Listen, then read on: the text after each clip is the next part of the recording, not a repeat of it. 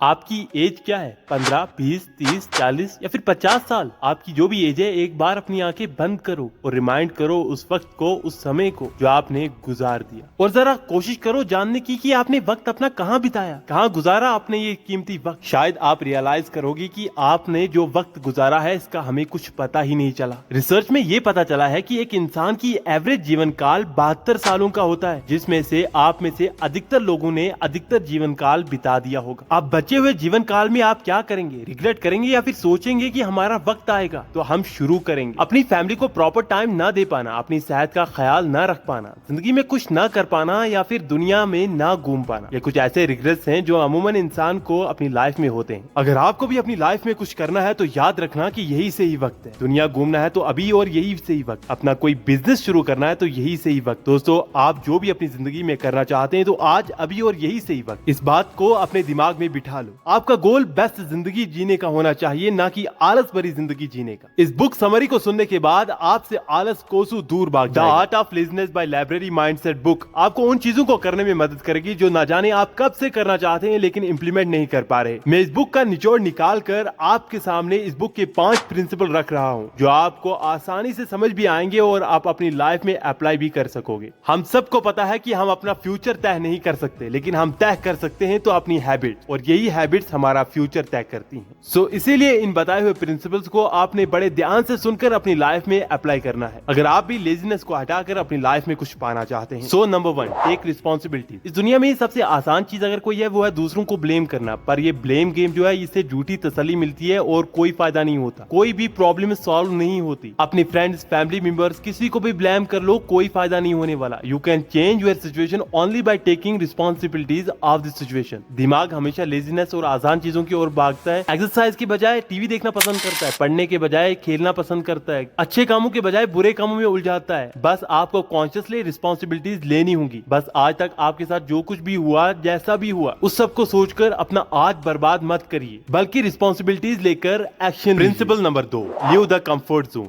आप मुझे एक बात बताइए, इस दुनिया में जो भी कामयाब तरीन इंसान है, क्या लगता है आपको अगर उन्होंने अपना कंफर्ट जोन ना छोड़ा होता वो कामयाब हो पाते इस दुनिया में? कतई नहीं। इंसान दिन ब दिन लेजीनेस की तरफ जा रहा है कंफर्ट जोन की वजह से। ये कंफर्ट जोन एक खूबसूरत जगह है जहाँ पर कुछ ग्रो नहीं होता, बस फ्लैट चलता रहता है। अगर ग्रो करना चाहते हैं तो आपको आसान चीजें छोड़नी होंगी, छोड़ना होगा कंफर्ट जोन। कंफर्ट जोन में रहते हुए इंसान टीवी देखना, मूवीज देखना, अपना टाइम वेस्ट करना, ये सब करता रहता है। इस सब की वजह से इंसान नेगेटिविटी की ओर चला जाता है और इंसान खुश नहीं रह पाता। और वहीं आप देखेंगे कि अगर आप अपना समय सही इस्तेमाल करेंगे, आप अपना कोई अटका काम पूरा करेंगे, अगर आप अपना समय प्लानिंग के हिसाब से गुजारेंगे, आपको खुशी मिलेगी और काम करने में हिम्मत मिलेगी, बहुत मोटिवेशन आएगी अंदर से। सो कंफर्ट जोन को छोड़िए और आगे बढ़िए। Principle number 3, surround your time with right people. आपने कहीं ना कहीं ये सेंटेंस जरूर सुना होगा कि you are average of 5 people you spend the most time with. कि आप उन लोगों का औसत बन जाते हैं जिनके साथ आप अपना समय ज्यादा बिताते हैं। जिन भी लोगों के साथ आप रहते हैं, आप उन्हीं के जैसा बन जाते हैं। अगर वो लोग आलसी रहेंगे तो आप भी आलसी ही बनोगे। अगर वो प्रोडक्टिव रहेंगे तो आप भी प्रोडक्टिव ही बनेंगे। अगर वो मेहनती रहेंगे तो आप भी मेहनती बनेंगे। अगर वो अपने गोल को लेकर क्लियर रहेंगे तो आप भी उन्हीं के जैसे बनोगे। आप जिस भी माहौल में रहते हैं आप भी वैसा ही बनोगे, इस बात को याद रखना। इसीलिए कामयाबी के लिए कहा गया है कि change your circle to change your thinking. If you change your thinking then you will change your future. Principle number 4, be disciplined. देखो, आपको दर्द तो सहना होगा, चाहे वो रिग्रेट का दर्द हो या फिर डिसिप्लिन का। चॉइस आपकी है। डिसिप्लिन मतलब वो काम करना जो आपको आज मुश्किल लगे, लेकिन आने वाले वक्त में वो आपके लिए आसान बनाए आपकी जिंदगी। भले ही आइडियाज की कमी नहीं है, वो तो 12 के भाव में आपके दिमाग में आते और चले जाते हैं। बस जरूरत है एग्जीक्यूशन की। बस जो बेहतर लगे वो कीजिए। लाइफ में कामयाबी के लिए डिसिप्लिन उतना ही जरूरी है जितना कि जीने के लिए सांस जरूरी है। आपको बस अपने आप से पूछना होगा कि क्या आप सही चीजों में लगे हुए हो? लाइफ में जो आप कर रहे हो, क्या उससे आपके गोल के साथ कंटैक्ट है या फिर नहीं? आप अपने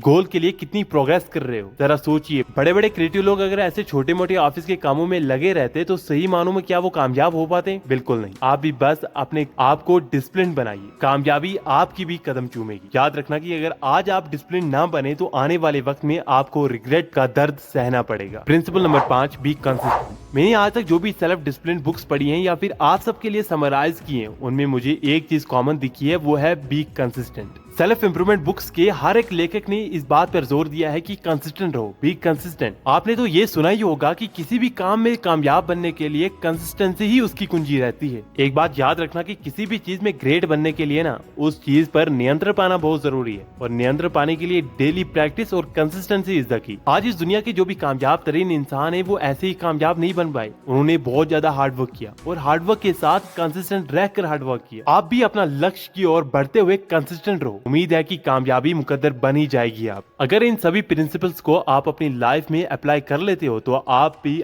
आलस को छोड़कर अपनी लाइफ में बहुत आगे निकल जाओगे। उम्मीद है कि आपको ये वीडियो और मेरे बताने का अंदाज पसंद आया होगा और इस वीडियो से आपकी लाइफ में कुछ वैल्यू ऐड होगी। मिलते हैं नेक्स्ट वीडियो में।